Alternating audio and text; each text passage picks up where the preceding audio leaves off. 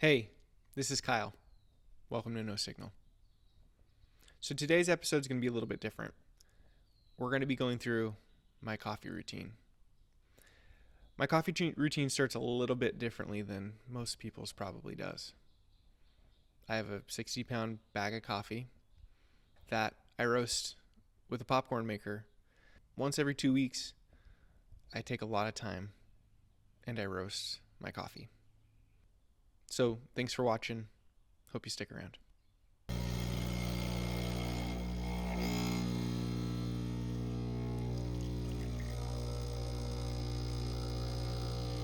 So I grew up not drinking coffee. I remember the first time I had my real first cup of coffee. I was sitting in a hotel in Boston. I was 17. I remember a lot of people at school had their fancy Starbucks drinks. And I wanted to be different. So I got a black cup of coffee. I kind of liked it, but not really. And the thing is, I think most of us, we believe the same thing. Starbucks or Pete's, that's good coffee. Most people never question it. And honestly, I was one of those people for a long time. I didn't question it, and I thought those places are the best coffee you could get. I didn't really drink coffee a lot after that. I would have rather gone for an energy drink or something like that versus a coffee or a tea.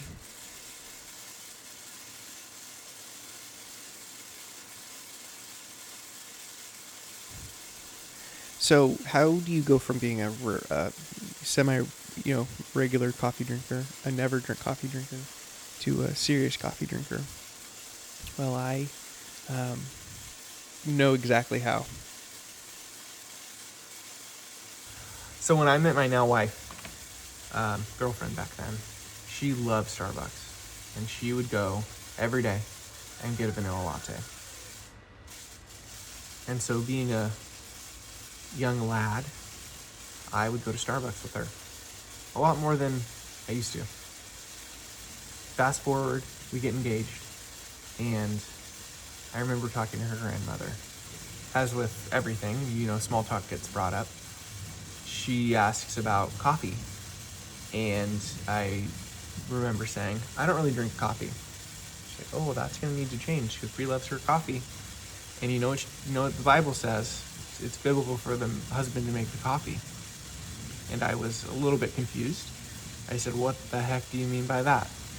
And she said, well, in the book is called Hebrews, so you better learn how to make coffee. Obviously, it's a joke. But getting married to somebody who has an addiction to something, even a good one like coffee, I slowly started down the path of drinking coffee every day. And so, with drinking coffee every day, we would do French press. And at that time, it was kind of like, how are you feeling today? That's how your coffee's going to turn out. So you kind of it was like guesswork, it was like jazz. And so every day, it would be a different experience. Some days were really good, some days were not so good. And I didn't really ever understand why there was such a difference. And so at a young point in our marriage, I had a memory coming back into my brain of a time when I was at school and there was a group of guys sitting at a picnic table outside with what looked like chemistry equipment. And I remember watching them and asking what they were doing. And they told me they were making coffee and thinking, that is the most insane setup I have ever seen. I don't know if that's coffee or if they're making drugs or what the heck they're doing. And so I remember sitting there thinking, as a young married person, how can I make a good cup of coffee every day instead of twice a week? And I hit this point probably, 2 years into our marriage, thinking, I want to just have this be consistent. I don't want a roulette wheel of inconsistency, where one day it's really good, one day it's not really good. So naturally the first purchase is scales, so you can start measuring things. And if you get scales, then you got to get this and you got to get this, new kettle, new grinder, new everything, right? And so, I've been married for 11 years now, and it took 2 years before I got more consistent with coffee. And then after that, you discover YouTube and you discover James Hoffman and all these, this whole world of coffee. And it gets crazy, at least for me. So the question is, how do you get from being consistent daily good coffee to then roasting your own beans at home? There's a pretty big jump there. I've got a friend who has been roasting coffee for a long time, and I kind of thought he was crazy. It's like, man, this is so much work, or it's going to be a lot of money, it's going to be a lot of time, it's going to be, there's always a reason not to. I think it'd be cool, but I have enough rabbit holes in my life that I'm doing chickens and pigs and helping my grandparents. And slowly over time, though, that wore down. One day, I went to my friend's house, and he had a new coffee roaster, and it was like think of something like a crock pot with a spinner in the middle, right? He's like, man, you just get this, and you put it in there, and 15 minutes later, you're done. I was like, dang, it's that easy? Let's do it. So I got this cheap Chinese hot plate. I went on to Sweet Maria's, just ordered something, and off I went. Now, you might be sitting here watching this going, hey, that's not what you're describing. That looks like a popcorn maker. Long story short, the cheap Chinese coffee roaster broke. And so that's why I now use the tried and true Whirlipopper. So without getting into too technical of the process of coffee roasting, one of the things that you're looking for lighter to medium roasts is something called the first crack. The first crack is like popcorn popping. And so as this thing is going, you're waiting for these cracks to happen. So I'm going to turn the volume up on the first crack, and then we'll get back to the story.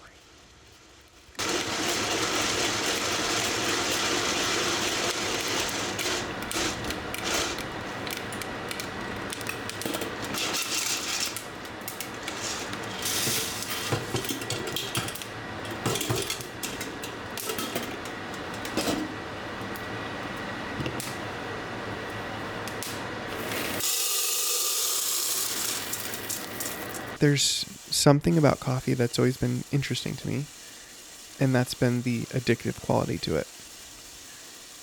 People are literally addicted to caffeine.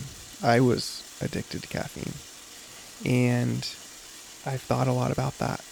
I want to live my life slowly and deliberately, and a stimulant that's addictive is the opposite of that, right? If it makes you fast and it's just compulsive. And so I was at church earlier this year. And I'm not Catholic or, Lutheran or Episcopal, a church that does a lot of high church things. But we were in the season leading up to Lent. And I grew up not ever doing Lent. It was a thing that I heard about, but never took part in it. And so this year, as Lent got closer, I thought, this is something that I want to take part in. And so I thought, what can I fast that would actually be something that would be a constant reminder? What could I do that would be a lasting change and be something that I wouldn't just give something up just to give something up? I could be intentional about it. And so I thought, you know what I should do? I should give up coffee. And not really thinking of the ramifications of that, right? But knowing if I don't drink coffee for a day, I'm going to have a bad headache. And if I slowly wean myself off, it's going to take a long time to wean myself off of coffee. So the caffeine. And so I thought, what is something that I could give up that I would be able to have be a present thing in my life, to not just have it be like a moment a day, but have something that I'm constantly like thinking and dwelling on. And I think that's where coffee really came into being. First day of Lent starts, and I had green tea, and I had Earl Grey, because I was like, okay, it was like I got kicked in the head, to be completely honest. But the thing is, that didn't last for as long as I expected it to. And the longer it went, the more I realized, maybe I am purely addicted to coffee because of the caffeine. Not loving it every day, just because I loved coffee.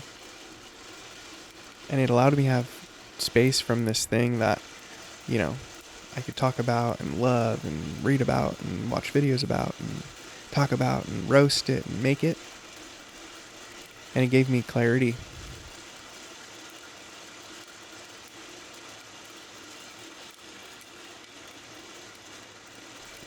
I've always struggled with anxiety. And when you have a lot of caffeine, it can lead into more anxiety. But talking about being slow and deliberate, I've spent a lot of time just like thinking about life and what it all means. And one of the biggest things that I noticed once I got removed from coffee, my clarity went up and my anxiety went down. And I think for me personally, my baseline level of existence was so elevated in terms of stress and anxiety that being off of it, it really allowed me to realize how my baseline wasn't where it should be. And so full circle, Easter comes, I can have coffee again. And I have 3 cups a week now, Tuesdays, Thursdays, and Saturdays. Every time I take a drink, I get energy. You can tell. I can feel it. I have a response.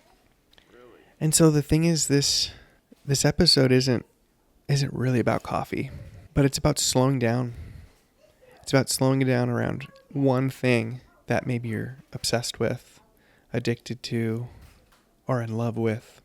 It's about taking time and considering, why is this thing so important to me? Is it the motions of doing it? Is it the response I get when I have it? Is it the feeling that it gives me? So maybe you don't roast your own coffee at home, and maybe you buy Starbucks. That's okay. But I guarantee you, there's something in your life that you could stop and sit with, that you could slow down. Everything this show is can fit into 1 cup of coffee. So take some time this week. Put your phone down. Live intentionally with something that you haven't been living intentionally with.